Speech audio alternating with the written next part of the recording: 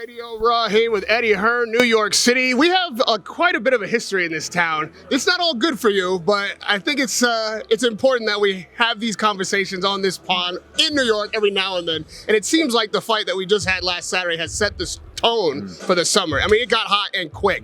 We didn't get a chance to speak after that fight, always hurts my feelings, but we have to talk a little bit about last Saturday. I've seen a lot from Ben since then. He seems, in one instance, devastated. In another instance, maybe satisfied, feeling like maybe he nicked it on the night, but isn't sure how the fight should have been called. I haven't heard from you, and maybe you said it, but I haven't heard from you what you thought the scorecard should have been.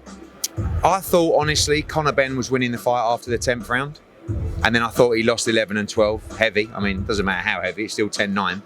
But I was like, when the final bell went, I was like, I think it could be a draw. If you ask me, you say you can't have a draw, you've got to go one way or the other. I probably thought because of the finish, they'd give it to Eubank. I wasn't expecting 116, 112. I haven't watched it back yet, which I will do. But I thought it was a very, very close fight that could have gone either way. I was just a bit disappointed that when you're like sitting around those rows and you're saying to people, what do you think, what do you think? Like, certainly 1 in every 3 people would have said Conor Benn or a draw. Just disappointing that the judges all went 116, 112. Seemed quite wide to me, but listen, no complaints, very close fight, unbelievable fight, and probably one of the first times where I've lost a fight where I wasn't devastated or I was just so proud of Conor and so in awe of what I saw from both men, to be fair. Like, you know, I know we have our differences with Eubank, but I was just like, for me, when the fans leave that arena or turn off from the zone and go, oh, I can't believe what I've seen. Like and I feel like you just said there, globally, kind of gives boxing a lift, don't you feel? Like where everyone's like, how great is boxing? And like even this week, you go into this week, and then we fly from here to Riyadh for Canelo, and then you got even Inoue on the Sunday. Like, boxing's in just such an amazing place. After the fight in the press conference, I felt like you and I are kind of on the same page, at least with the way I asked the question about could this be enough for Ben. I asked that to him. And when I spoke to Senior, he said, essentially, leave it here and let's not turn this into a WWE thing. What I think he meant by that was that all the emotion, all of the circumstance of that fight was genuine, and going forward, it's just dangerous and maybe a bit too much. How do you talk to Ben about the potential of the future? Do you feel, I know it's up to him, but do you feel like one fight could be enough? Well, I mean, you've just witnessed one of the greatest fights we've ever seen. So naturally, everyone's going to want to see it again. I mean, we've both signed contracts for 2 fights. All the terms are done, agreed. And that was one of the reasons we took the fight, is because we knew that we had another crack at the whip for the second fight. Obviously now, the second fight is so much bigger than the first fight, but at the same time, you always have to look at your fighter. I mean, I'm still baffled that very few people are saying to me, do you think Conor Benn should be in a fight with someone of that size? It's dangerous. And we saw that, particularly in 11 and 12. Like, he was so brave, but you started to see the size play a big part in the fight as the fight went on. Right. And everyone just talks about Eubank making his championship weight. But they have to look at that as a team. Like, that's not my problem. But we've all signed up for what we signed up for, and we expect that to happen. I said to Conor Benn, you know, what do you think about the rematch? And he said to me, if you think that was a war, wait till you see the rematch. So he's in the gym now. He's like, I'm ready. I want him again. I want him again. I think for Junior, it's a little bit different. He's 35 years of age, probably coming to the end. And physically, that would have taken so much out of him. And Conor's younger, he's fresher, and he was very inactive going into that fight. And I think right now, like what he learned from that fight, he'll take with momentum into the second fight. But, you know, His Excellency's called the rematch on for the end of September, and that's what I expect. Even I, when you said, wait till you see what I do in the rematch, I was excited and winced at the same time. It reminds me, it's a little dark, but it reminds me of Ali Frazier, if you will. And then we saw Senior and Michael Watson, and the potential is there because, as you said, you know, Eubank coming down, Ben coming up, you saw the wear. He's not coming down, Rahim. This is what you keep he saying. missed weight at $500,000 for half an ounce. He's not coming down. You can't say he's coming down. That's his weight class. But, Well, but he was where does 2 this come years. from? He was like 2 years ago, maybe. When he was going to say he was going to weigh 57, right? Then 2 years later, it's 60, and he can't get that half an ounce off. It may have. He's just Because he turned older. up late, and because he also said that his scales when he left were on. You're talking about half an ounce, but they turned up late. They screwed themselves. But he just made 160 in Riyadh to fight Zerameta. He's made it for the last 5 fights. This whole narrative of him coming down, he never came down. He fought at his weight. Now, is it hard for him to make the weight? Yeah.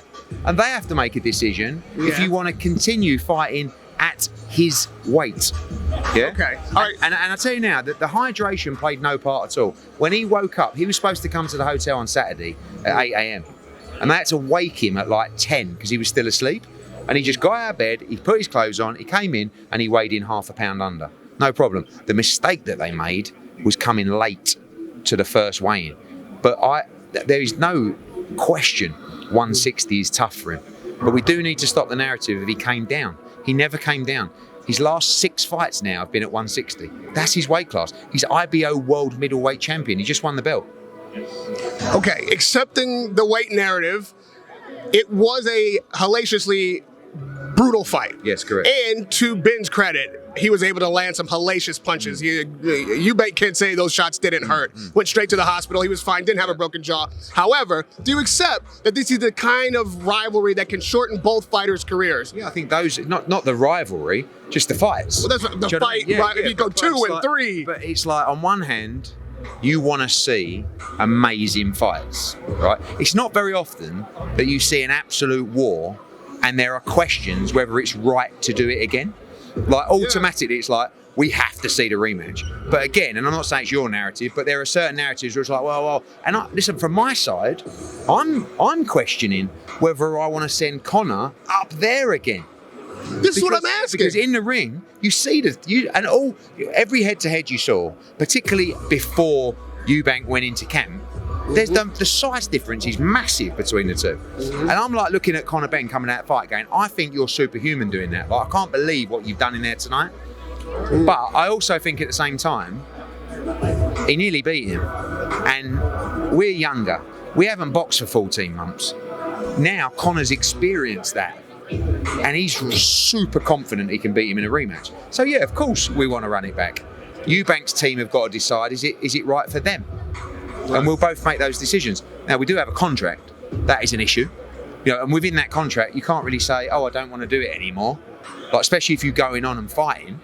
Now, obviously, medically, if something's changed, then that's something that they'll look at. But His Excellency is expecting number 2. Now, Ben can say, I don't want to do it again because he did not win. I mean, usually that's how things goes. No. It's a 2. Even if you lose, you have to go back in. It's a 2-fight deal. Oh, Yeah. I didn't realize that. Yeah, but like at the same time, I mean, I think people are and by the way, the other thing is, which is really important, please don't. I didn't negotiate this fight with Eubank. Ring Magazine and His Excellency negotiated the fight individually with both fighters. So again, the narrative of as Eddie, you made Eubank come down in weight or have a hydration clause. No, we spoke to Ring Magazine and we said these are the terms in which we would accept the fight. They then went and negotiated them with Team Eubank. That's up to them. Do you know what I mean? No one said to Eubank, you've got to do this, you've got to make the weight. They come to us, we agreed terms, then they agreed terms. That's it. So, and those terms were replicated in fight number 2. So we all know what we're doing and what we've signed up for, but we do need to get to a level physically for the guys where it is safe. Nothing's really safe in boxing. It's brutal. But I've never known a time where we've seen a fight like that and people have gone, we have to question whether it's the right fit. I mean, that's how brutal the fight must have been. Yeah, exactly. And exciting. No one's ever said that before. You want it and you're worried about it. Yeah, sure. You mentioned the Ring Magazine element and reminded me of what happened at the press conference. We'll have another one tomorrow. What is the deal with Ring Magazine saying, it's their fight, it's not Boxer, it's not Matchroom? Seemed a little sharp, the tone. I don't know if it was directed exactly at you. It seemed that way. But what's going on there? No, I think Rick Reno over there somewhere, they're kind of put up to... I think they like to create some headlines and some narrative and controversy. There's a way to do it. I weren't over the moon with it, if I'm honest. And, I was the promoter last week. I was the lead promoter. My name and, my license was across all the work. That fight, this show's different. This show was built by Ring Magazine. that fight was made really and discussed between the parties, but then we kind of invited His Excellency and Ring Magazine to come in and be involved with it and take it over, if you like, which they did, and they did a great job. But, you know, as I said to Rick, you know, Rick sort of come over to me after and went, what do you think about that? And I went, not a lot, if I'm honest. Like, I didn't like it. Oh, what? It's funny, no, everyone's talking about it. I said, but you've got to understand, this is my life, right? What I deliver is a representation of me, my family, and my company. And I think the job that we've done for boxing and the sacrifices we've made for boxing, I don't expect you to talk shit about me in that respect. But I'm not like, I think some older guard promoters would have really lost their shit and maybe on the spot. But I just go like that, don't worry, I remember. But sometimes you need those things, do you know what I mean? Because that's the kind of thing that fires me up and goes, yeah, all right, we'll see, do you know what I mean? So it's all fun and games. Like, I don't take it personally. It wasn't like Rick hates us. I think someone said to him, why don't you say this? Like, that'll get everyone talking. And it was just another talking point from the show. Like, His Excellency, it's like the Eubank stuff, you know, that His Excellency got senior there. Do you know what I mean? And he was probably the only person that could have made it happen. We saw some video of you seeing Senior come in. Yeah. What were your honest thoughts in the moment? Because they said, oh, we were always going to come. I don't believe that. I think something happened. I felt he would find it very difficult not to be there on that stage at that moment. But it was only about 24 hours before where I heard that His Excellency was going to make it happen. How did he make it happen? You know how he made it happen. Out of love and romance, Rahim. Oh boy, oh boy. Let the people, look, don't ruin the romance of the story. Okay, you know what I'm saying? Fair play. I'm going to take you down kind of like fantasy fight road, which I don't often do, but I can see it. Sometimes I can see it and it happens. So I'm hearing Garcia now starting to talk about Ben a little bit. And I know that Garcia has this big fight with Haney potentially in September, and you're saying that this rematch for Ben is September. And then Canelo, in his very, Canelo way, has now brought Eubank into the fold, seeming a bit spiteful about it, in fact. Are we on our way to some kind of little Final Four September thing where winner fights winner, we could see those matchups? I don't think so, but, obviously Crawford is going to fight Canelo, and that's going to be in September. All this seems to be in September, and then the winners could fight the winners. Oh, no, maybe. I think Conor Benn against Ryan Garcia is a really big fight, and he wants that fight. He's called that fight out before. So I think Garcia is going to fight Haney, all being well this Saturday.